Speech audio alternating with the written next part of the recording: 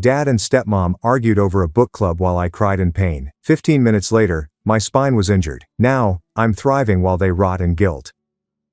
I was helping Dad's new wife Rachel set up for her book club meeting when the ladder I was standing on slipped beneath my feet. One moment I was stringing fairy lights over the living room ceiling, and the next I was falling backward into the air, arms flailing, attempting to cling onto something. I landed so hard on the hardwood floor that the sound echoed throughout the house, and for a while, I couldn't breathe, move, or do anything but lie there, gazing up at the whirling ceiling fan above me. Pain burst up my back and spread through my entire body in waves, causing my eyesight to blur and darken at the corners. Rachel came over and crouched alongside me, wondering if I was all right. But when I tried to respond, nothing came out but a strange gasping sound. I tried to sit up and instantly felt something odd with my back. A grinding feeling caused me to cry out and fell back to the floor. My legs felt odd and tingling, like if they had fallen asleep. And when I tried to move my right leg, it didn't respond as expected. Rachel urged me to keep motionless and took out her phone. And I believed she was phoning 112, but she was really messaging someone.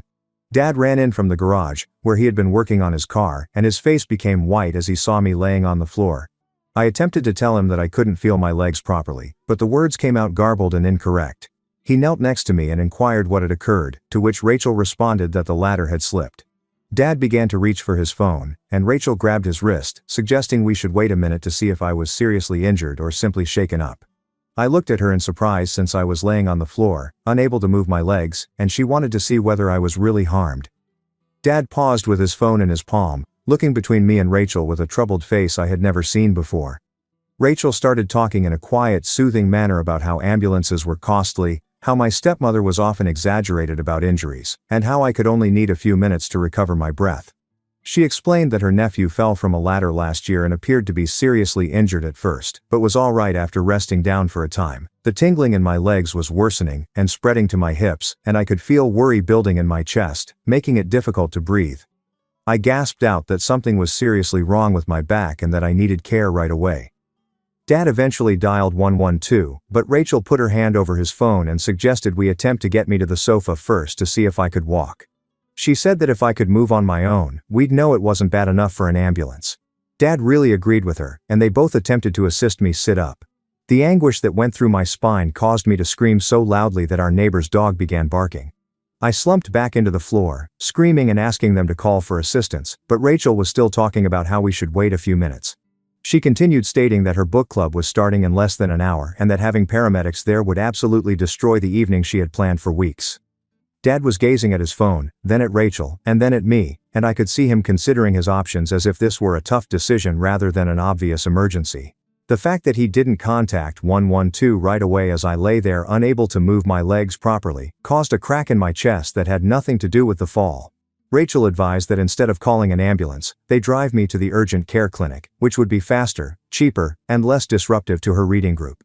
She was already looking up the location on her phone as I lay on the floor, attempting to explain that I couldn't move and that something was badly wrong with my spine.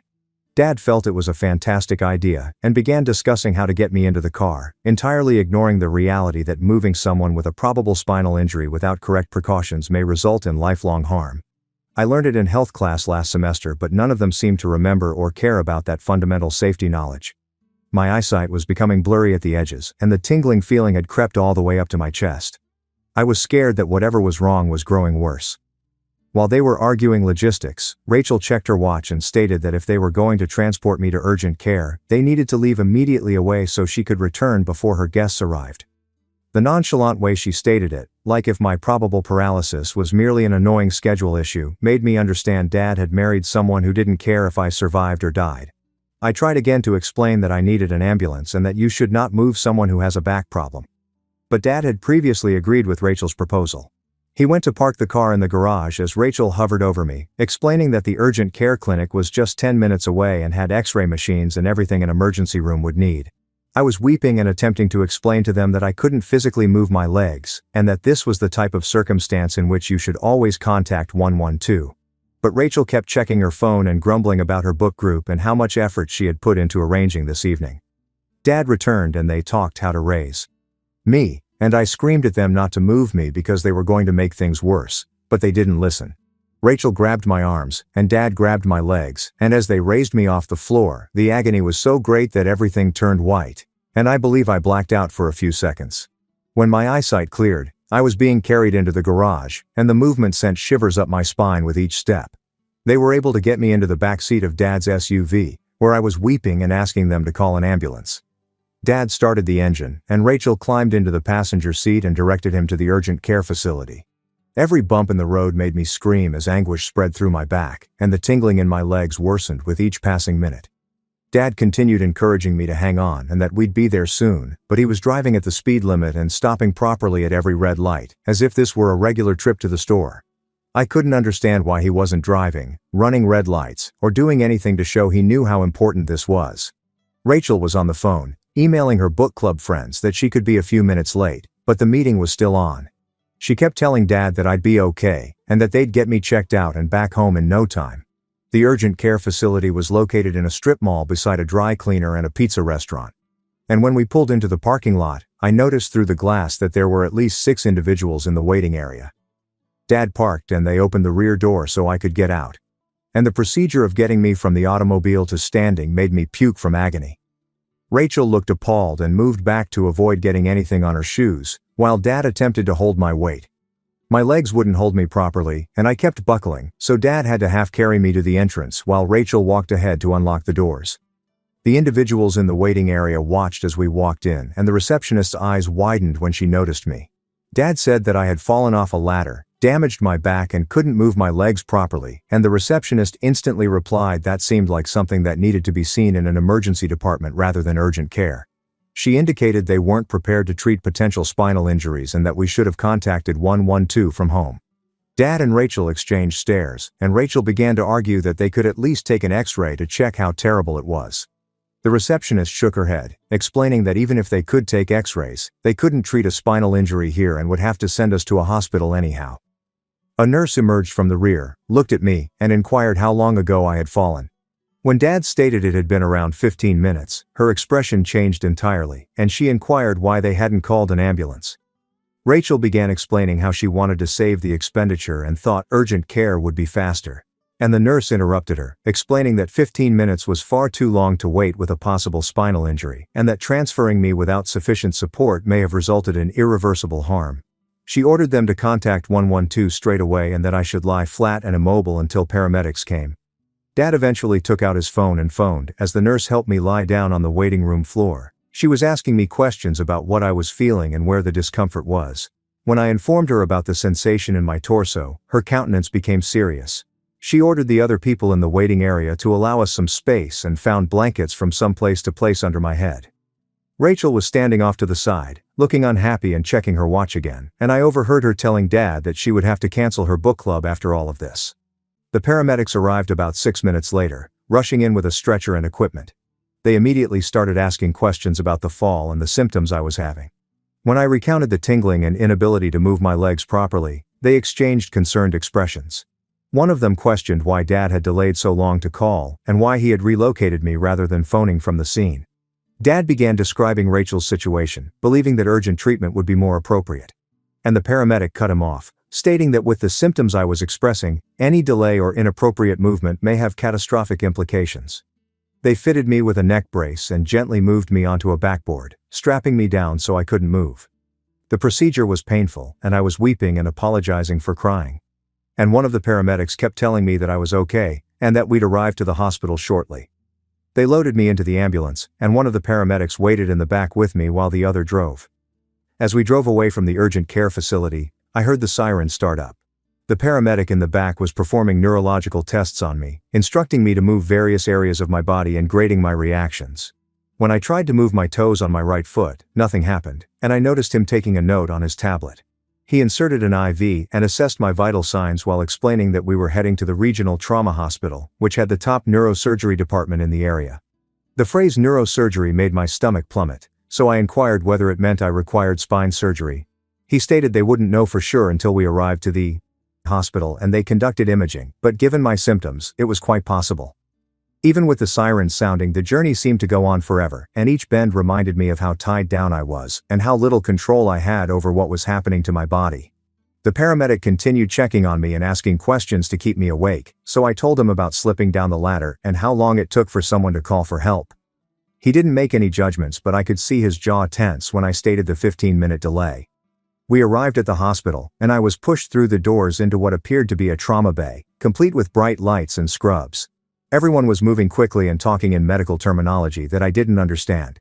Someone ripped off my shirt and began applying electrode stickers all over my chest as another examined my back. A doctor introduced herself as Dr. Williams and stated that they would perform a CT scan of my spine to see what was injured. She asked me the same questions regarding my sensations and movements.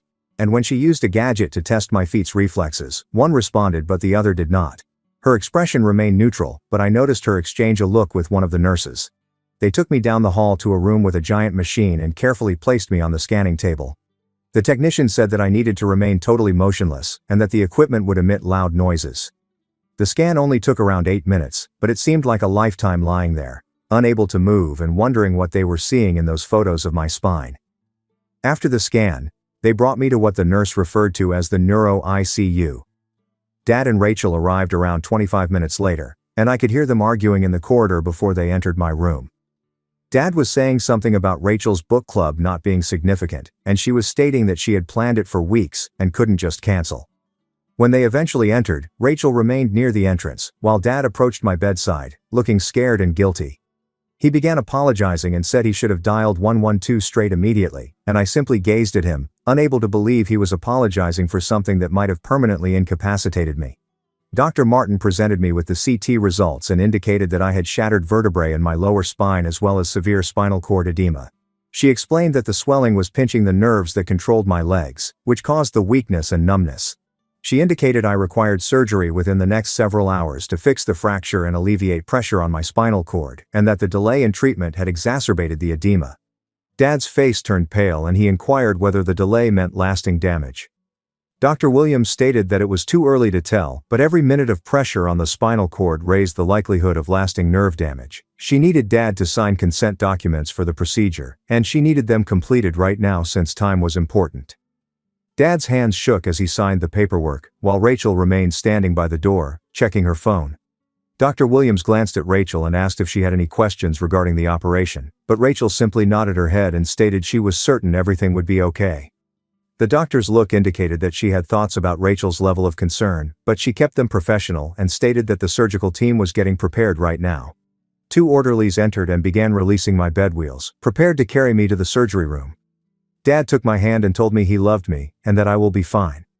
And I wanted to trust him, but I couldn't stop thinking about how he had prioritized Rachel's book group over my safety. They brought me down to the surgery floor and into a prep area, where an anesthesiologist introduced himself and described the operation. He claimed they'd put me under general anesthesia so I wouldn't feel or remember anything about the procedure. A nurse began administering drugs through my IV and informed me that I would become drowsy shortly thereafter.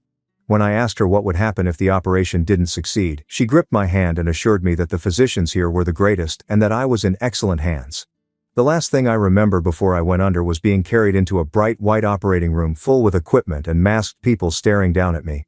Someone ordered me to count backward from 10, and I got to around 6 before everything went dark. When I awoke, I was in a different room with a raw throat and an extremely dry mouth.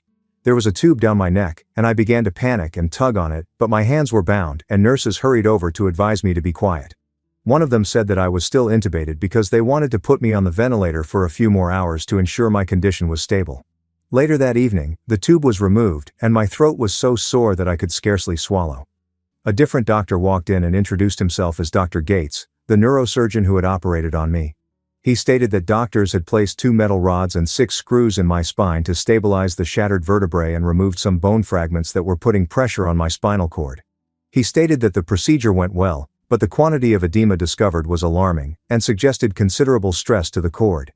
When I inquired if I'd be able to walk again, he replied it was too early to say, and we'd find out more over the following several days when the swelling subsided. He performed some neurological tests, similar to what the paramedic had done, and asked me to move my legs and feet. I could move my left leg slightly, but my right leg still didn't respond correctly. Dr. Gates took notes and stated that we would continue to watch closely and begin physical therapy as soon as feasible. Dad entered after the doctor had left and attempted to touch my hand, but I jerked away. He looked hurt and asked what was wrong, and I simply stared at him until he sat down and stopped attempting to touch me. I spent the following 2 days in the ICU, where they monitored my spine and treated my pain with drugs that made things feel fuzzy and distant. Dad came to see me every day and attempted to talk to me, but I had nothing to say. Rachel arrived once, remained for about 8 minutes, and then departed, stating she needed to take care of something at home. On the 3rd day, they transferred me to a regular hospital room, and a physical therapist arrived to test my mobility. She assisted me in attempting to sit up in bed, but the action caused my back to scream in pain despite the drugs. We focused on tiny motions such as lifting my legs and flexing my feet. And while my left side was improving, my right side remained considerably damaged. The therapist stated this was somewhat positive since it indicated that the nerves were not fully injured, but rather significantly inflamed due to the swelling. She stated that rehabilitation will be a lengthy process requiring rigorous physical treatment, maybe lasting months. The term, months, struck me like a physical blow since I had hoped to recover from this in a few weeks. On day 4, Dad brought my little sister Lily to see me, and she burst into tears when she saw all of the tubes and monitors attached to me. She was only 7 years old and had no idea what had happened, other than that I had fallen and injured my back. I attempted to grin and assure her everything was okay, but my voice came out weak and unconvincing. Lily inquired when I'd be home, and I had to tell her I didn't know yet. Dad grabbed her aside and explained my spine damage and operation in simple words. Lily wondered whether it would be like when Granny fractured her hip and required a walker, and Dad mentioned it may be something like that, but we hoped I would heal more completely. After they departed, I laid in bed, looking at the ceiling and reflecting about all I might no longer be able to accomplish.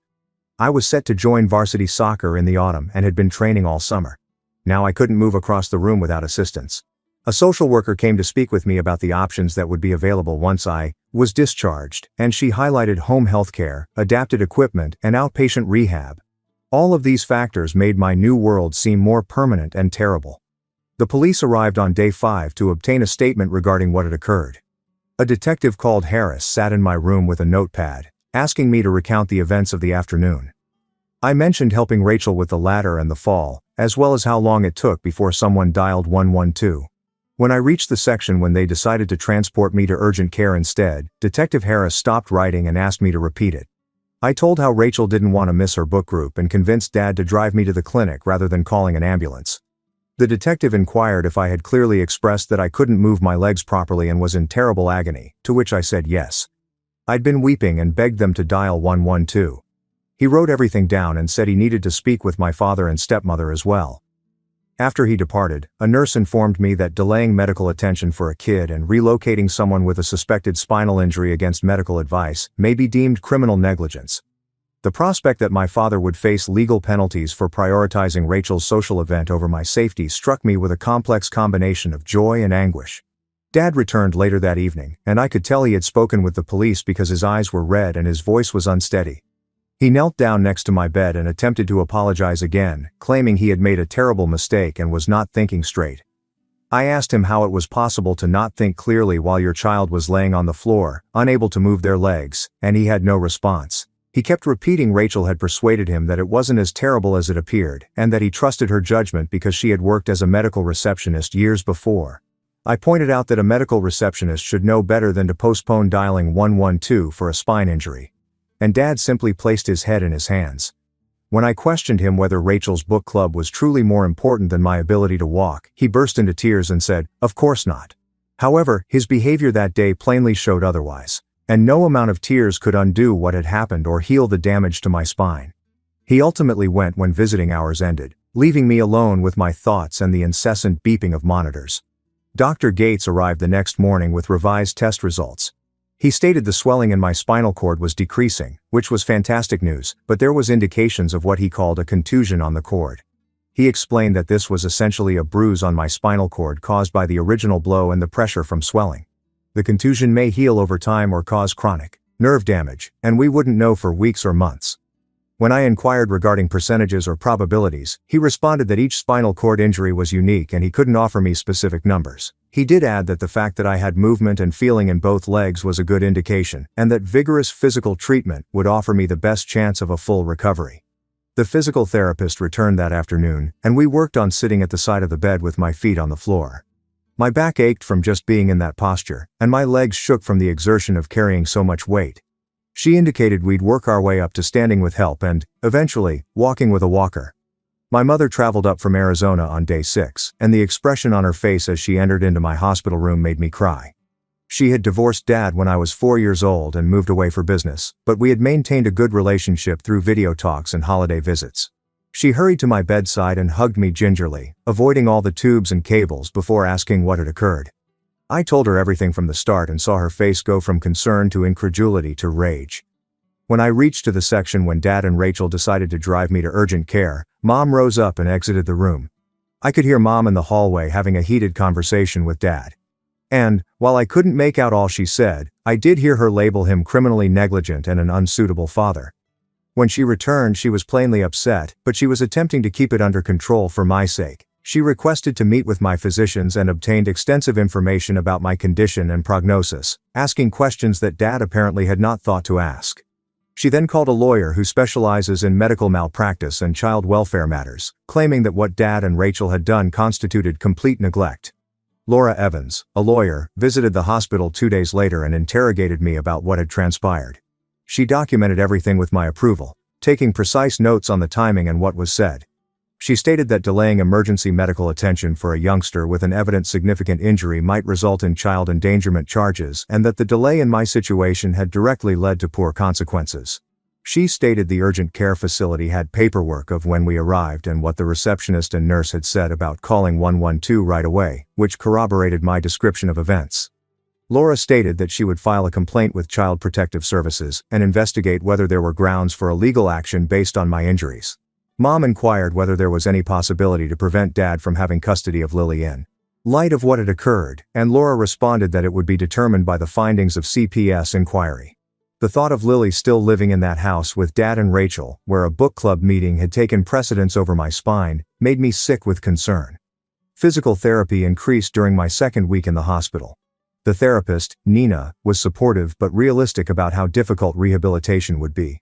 We practiced standing with a walker while Nina supported the majority of my weight, and even that little attempt left me fatigued and in agony.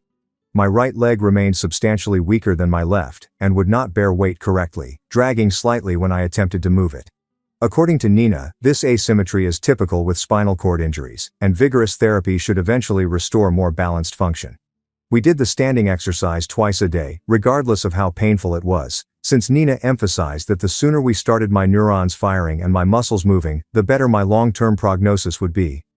Between therapy appointments, I primarily lay in bed, alternating between gazing at my phone and dozing, unable to concentrate on TV or literature because my mind kept repeating that day and all the times when alternative decisions might have altered everything.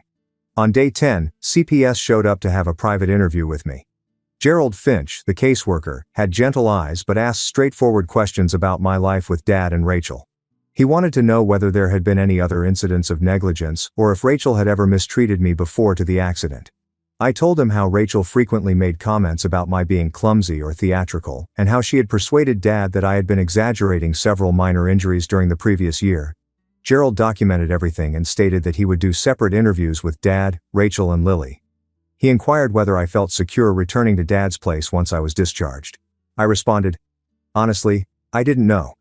The thought of living under the same roof as someone who'd been willing to let me potentially become paralyzed rather than miss a social engagement was terrifying, but I also didn't want to be separated from Lily, who'd already been through our parents' divorce and didn't need more instability."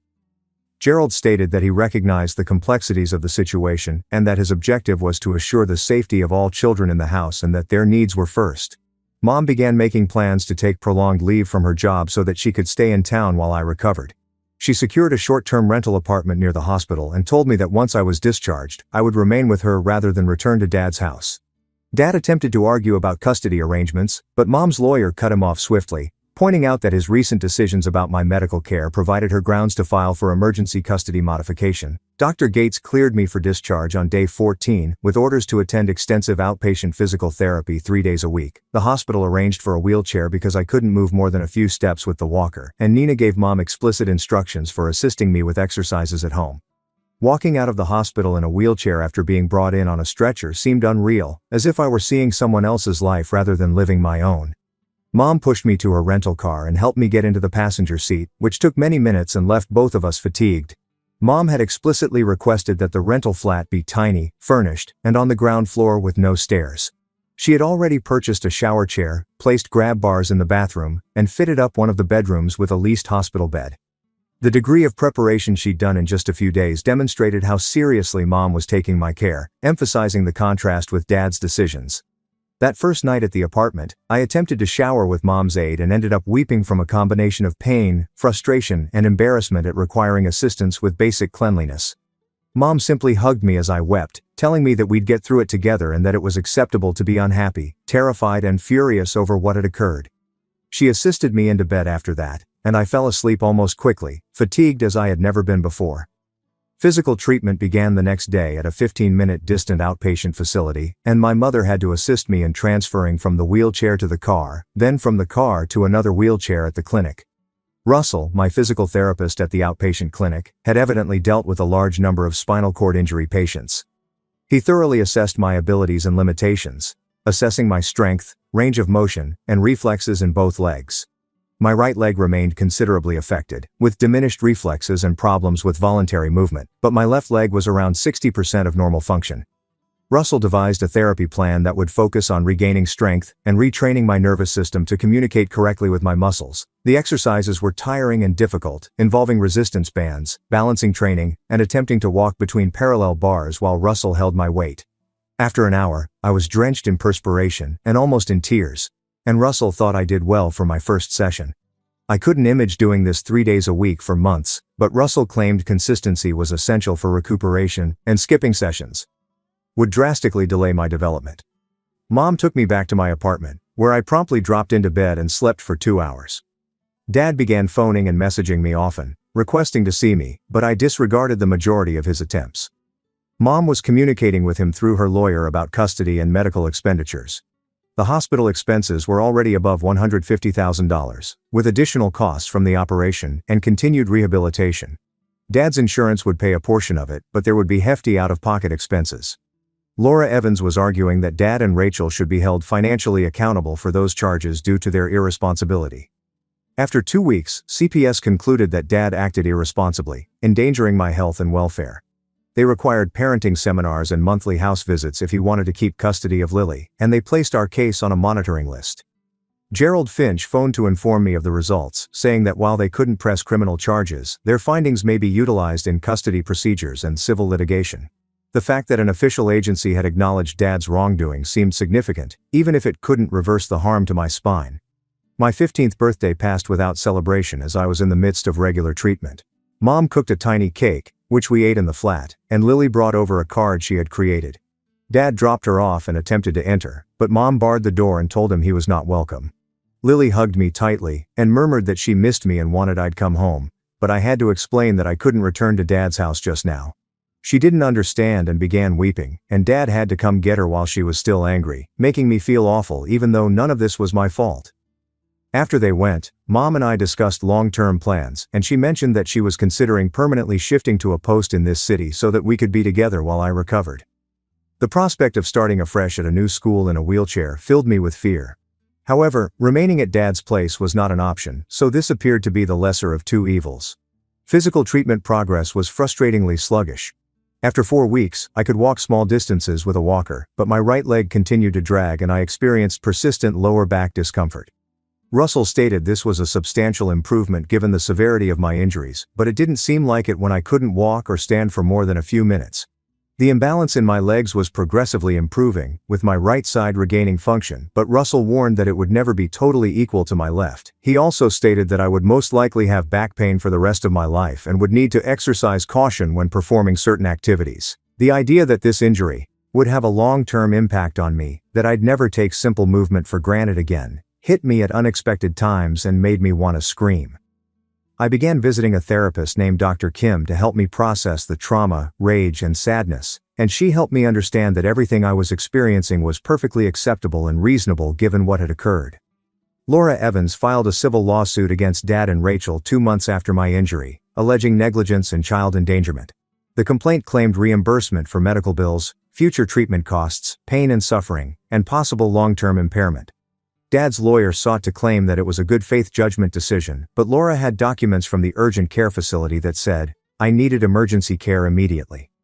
The paramedics report noting the dangerous delay, and Dr. Gates' testimony that the delay had most likely worsened my outcome. Rachel hired her own lawyer separate from Dad's and attempted to claim she'd deferred to Dad's judgment as the parent, but Laura had my detailed account of Rachel convincing Dad to delay calling 112.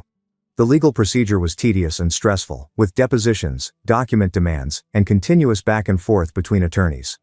Meanwhile, I was still going to physical therapy 3 days a week and gradually regaining function, but Russell informed me that my development would likely plateau before I recovered completely. I turned 16 at physical therapy, doing leg lifts with resistance bands as my mother sat in the waiting room. Russell brought in a cupcake with a candle and sung, "Happy Birthday." And I sobbed because this was not how I had envisioned spending the year of my life. I expected to be playing varsity soccer, learning to drive, and applying to universities, rather than relearning how to walk, coping with chronic pain, and suing my own father. After 6 months, the lawsuit was resolved out of court, with Dad's insurance company agreeing to pay a considerable sum to cover all of my medical expenditures, as well as additional compensation for my injuries. Rachel's insurance also helped, albeit her lawyer negotiated a lower sum. The money didn't alter anything about my spine, my daily suffering, or the lifelong limits I now faced, but it meant I wouldn't be buried in medical debt for the rest of my life. Laura stated that the payment was actually rather significant and represented how awful Dad and Rachel's actions had been. That the insurance companies decided it was cheaper to settle rather than face a jury trial in which the facts would make Dad and Rachel appear even worse. Physical treatment eventually moved to 2 days each week. Then, as Russell mentioned, I had reached a plateau in my rehabilitation. I could walk without using assistance aids, but I still had a perceptible limp, decreased feeling in my right foot, and chronic lower back discomfort that required daily medication. Russell stated I had made excellent progress despite the severity of my injuries and the delay in treatment, but I had never regained complete normal function. Activities I enjoyed before the injury, such as soccer and jogging, were now nearly difficult to do without risking more spinal injury. Russell assisted me in identifying modified sports, such as swimming and some forms of cycling that I could safely participate in. But things weren't the same. Dr. Kim helped me work through the pain of losing my pre-injury life and talents, and I gradually began to embrace this new version of myself. Mom made her transfer permanent, and we got a proper apartment to live in. I enrolled in the local high school for my junior year. Dad and I ultimately began having monitored talks at Dr. Kim's office, with the goal of repairing our relationship. He'd finished the CPS-mandated parenting seminars and appeared sincerely sorry, but I wasn't sure I could ever totally trust him again. The realization that he had chosen Rachel's social function above potentially sparing me from serious damage caused a rift in our relationship that I didn't think could be totally mended. Lily came to stay with Mom and me on weekends, and we gradually re-established our sisterly relationship in a new setting. She inquired about my limp, scars, and why I couldn't do certain things anymore. And I attempted to respond honestly, in an age-appropriate way. Dad and Rachel split 6 months after my injury, with Dad admitting she had a negative impact on his judgment and parenting. I wasn't sure if that was factual or a handy tale. However, Lily would no longer be living with Rachel. Despite missing large amounts of time for medical checkups and therapy, I graduated from high school with good honors 1 year later. My limp was less evident but still noticeable, and I had to take pauses to sit down throughout the graduation ceremony since standing for too long pained my back. Mom sobbed as they called my name, and I went across the platform, presumably recalling a moment when I wasn't sure whether I'd ever walk again. Dad was also there, sitting a few seats back. When I established eye contact with him, he gave a sad grin and a little wave. I waved back, acknowledging but not forgiving. Because certain things cannot be forgiven, even if you understand that they were the result of weakness rather than malicious intent. I'd learned to live with my altered physique, constant agony, and the realization that one person's selfish decision had irrevocably ruined my life. And I'd learned that the people who are meant to protect you may fail spectacularly and devastatingly. All you can do is live and rebuild from the damage they left behind.